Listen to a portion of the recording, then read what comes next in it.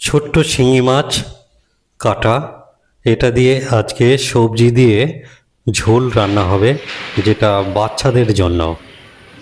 বাচ্চাটার জন্য সবজি দিয়ে শিঙি মাছের ঝোল রান্না করা হবে। শিঙি মাছটা বেছে নিয়ে ধুয়ে নেওয়া হলো। এই কড়া গরম হয়ে গেছে, তেল দেওয়া হলো সামান্যই। এখন এক পিস শিঙি মাছ এবং এক পিস রুই মাছ এটা ভাজা হবে, যেটা দিয়ে ঝোল বানানো হবে সবজি দিয়ে।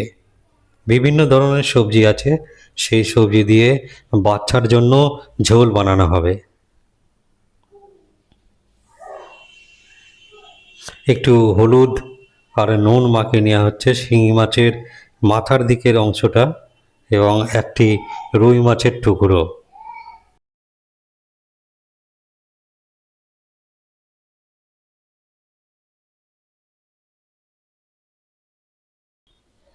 তেল গরম হয়ে এসছে,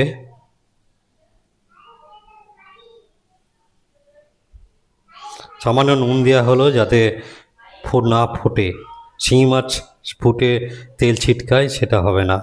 এই শিঙি মাছের টুকরো দিয়ে দেওয়া হচ্ছে, তার সঙ্গে একটা রুই মাছের পিস। ছোট্ট বাচ্চার জন্য ঝোল হবে। মাছটা প্রায় ভাজা ভাজা হয়ে গেছে, এবার সেটাকে তুলে নেওয়া হবে। এখন কড়াতে ওই তেলের মধ্যে দেওয়া হয়েছে পেঁয়াজ কুচি, গাজর, আলু, ঝিঙে, রাঙা আলু এবং বিনসের টুকরো, তার সঙ্গে পেঁপেও আছে। পেঁপে, আলু, ঝিঙে এইসব সবজি দিয়ে বাচ্চার জন্য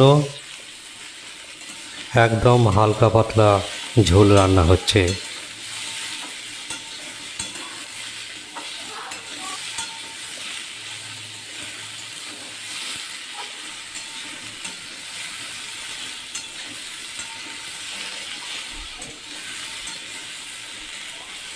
সামান্য মশলাও দেওয়া হবে।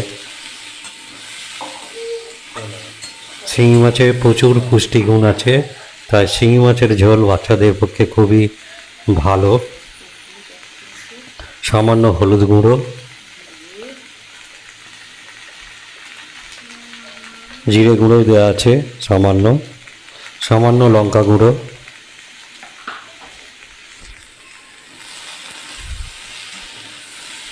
একটু নেড়ে চেড়ে নেওয়া।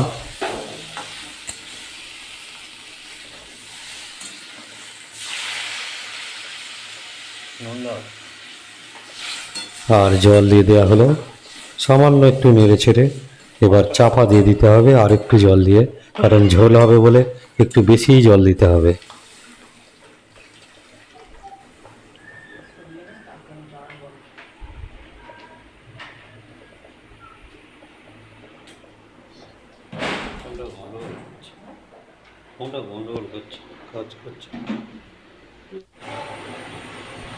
ঝোল ফুটছে, মাছও দিয়ে দেওয়া হয়েছে, আর সামান্য ঝোলটা ফুটলেই রান্না হয়ে যাবে বাচ্চার জন্য শিঙি মাছ দিয়ে সবজির ঝোল।